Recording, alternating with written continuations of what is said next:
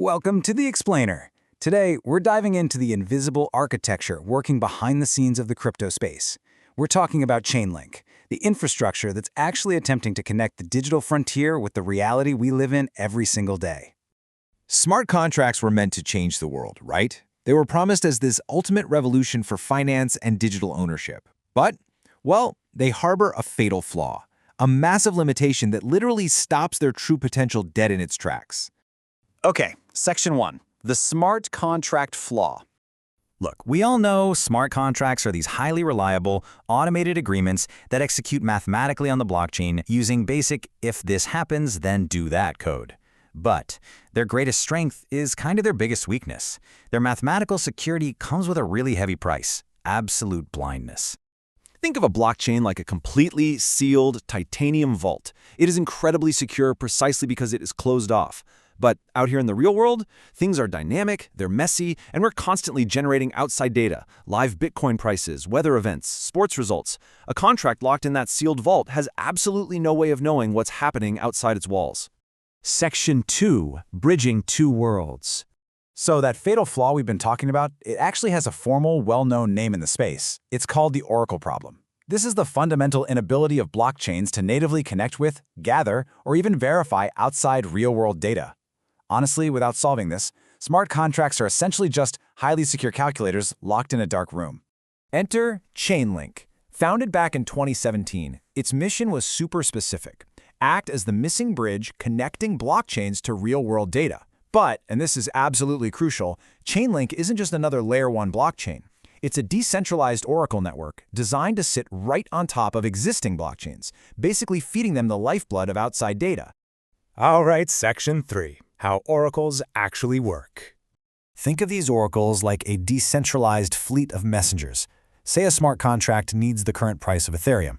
Step 1, it sends out a request. Step 2, instantly, dozens of independent Oracle nodes race to pull that data from major exchanges. Step 3, the network aggregates and filters out any inaccurate results or weird outliers. And finally, Step 4, they deliver one single, highly verified answer back to the blockchain. Boom, done. But wait, how do you actually ensure all these independent messengers are telling the truth? That brings us to Section 4, economics of the link token. It all starts with scarcity. 1 billion. That is the hard maximum cap on the link token supply. Unlike Bitcoin, there's no mining here. The entire supply was minted right at launch in 2017, distributed across public sales, development funds, and strategic reserves to fuel the growth of the whole node ecosystem. Now, to keep the network honest, Chainlink uses a classic carrot-and-stick approach known as stake and slash. The carrot? Node operators earn link tokens as a reward for honesty, piping in accurate data. The stick? Well, they have to post their own link as staked collateral. Deliver bad information, and that collateral is slashed. It's ruthless for sure, but man, is it an effective way to mathematically align honesty with profit. And this gives the link token some really deep utility. It pays for all those price updates and data requests. It pays for cross-chain transactions. Plus, staking locks up supply, which actively reduces the amount in circulation.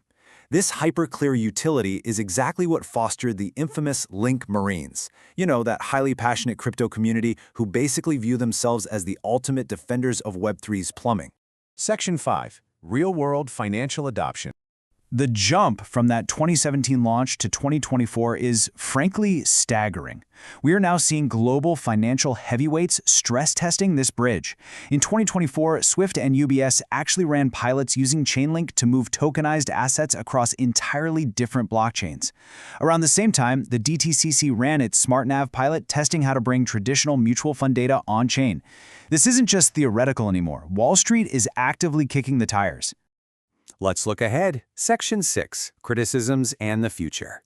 Now, no emerging tech gets a free pass, and the structural criticisms here are totally valid. First up, centralization fears. Critics point out the Chainlink Lab still plays a heavily central role in development. Second is supply control. They still hold a significant portion of the total link supply. And finally, high costs.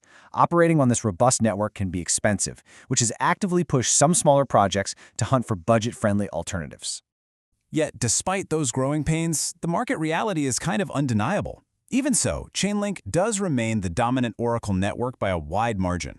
For all intents and purposes, they basically set the industry standard for solving the Oracle problem. Which leaves us with this final, massive question. If the entire future of blockchain depends on integrating reliable, messy, real-world data to actually be useful, is Chainlink the ultimate bridge to get us there? It's a truly fascinating piece of digital infrastructure. Thanks for joining me for this explainer, and definitely keep questioning how our digital and physical worlds connect.